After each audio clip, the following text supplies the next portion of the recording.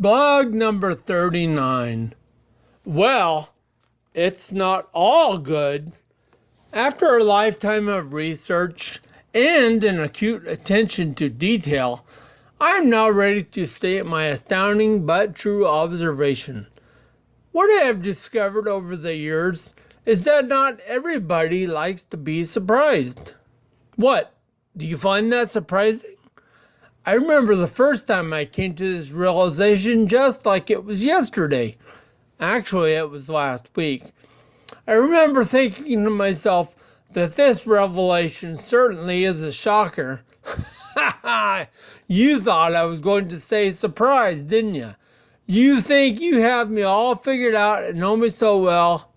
Well, the fact is, I would have been surprised if you didn't think I'd say that. The thing is that there are different kinds of surprises, and it really doesn't take any stretch of the imagination to realize that the vast majority of us do not like a bad or unexpected surprise. My official diagnosis of spinocerebellar ataxia back in 2003 comes to mind as a particularly unpleasant surprise, for example. But on the flip side of the bad or the nasty surprise is a pleasant surprise. Events that spring into your life that bring immeasurable amounts of joy, feelings of warmth, friendship, and or love. When 25 plus years ago, when my then girlfriend said yes to my proposal, or a few years later when I first learned that we were starting a family, I was overjoyed and overwhelmed. These were a few of the good surprises in my life and are among other past events that I will always cherish. Sometimes, however, the surprises start out as one type, but quickly fade into the other, say from a good surprise to a bad one. Such was the case a week ago, when our van broke down as we were passing through the Oregon Coast Mountain Range on our way home from the beach. The highway we were traveling on was a very narrow, winding, and busy road with only a few places that one can safely pull their vehicle off to the side.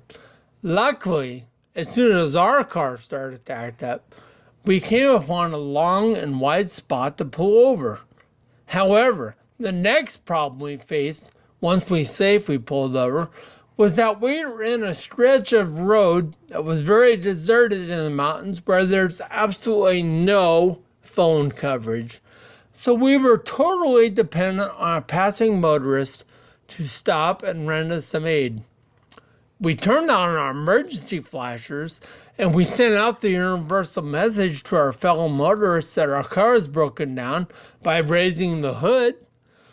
We also showed that we are desperate by walking around and waving our phones, in an attempt to obviously display that, hey, I don't have any signal over here. Do you have any signal over there?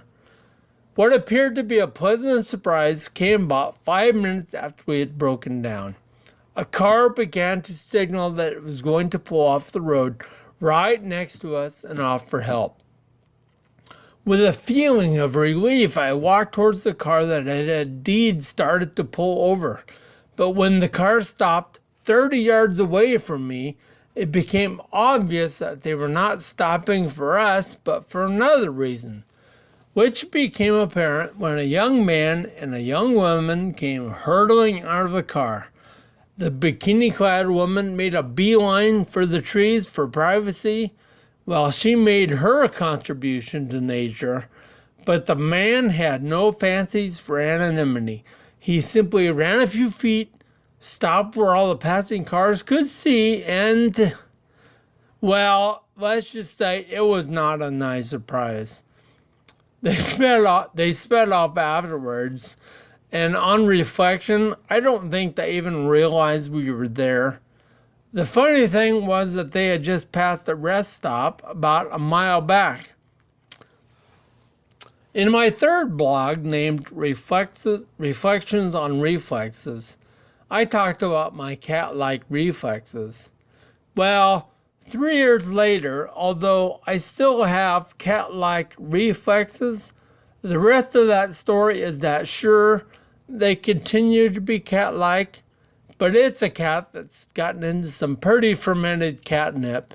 He's already burned through 8 of his 9 lives and is halfway through burning through the last one. It doesn't take much to make me jump, and I have been trying to anticipate and limit the surprises in my life. You might also remember from one of my earlier writings that motion-activated paper towel dispensers in public restrooms and I usually don't get along. We don't mix very well. I never know if I'm expected to dance in front of it to get a quality paper towel to come out. I mean, is that why there's music being pumped into the bathroom?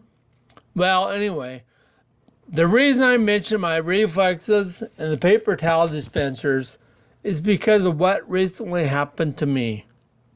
While I was at a restaurant, I went to use the facilities and found myself in a small, narrow room with only a sink and a toilet. I didn't notice the paper towel dispenser on the wall between the sink and the toilet until I started to approach the bowl.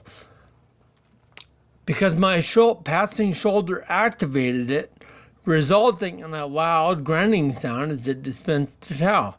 I jumped, but I was afraid to turn around unless I hear laughing and see a drill bit as it menacingly approached me as it twisted through the door. I soon realized that what was going on and all was good. That is until I washed my hands and I actually on purpose tried to activate the dispensal of a towel. No amount of hand waving would make the box give up its paper prize, and so I had to resort to bobbing back and forth in front of the blessed machine so that my shoulder would activate it. Maybe if they would have piped in some music, that would have helped.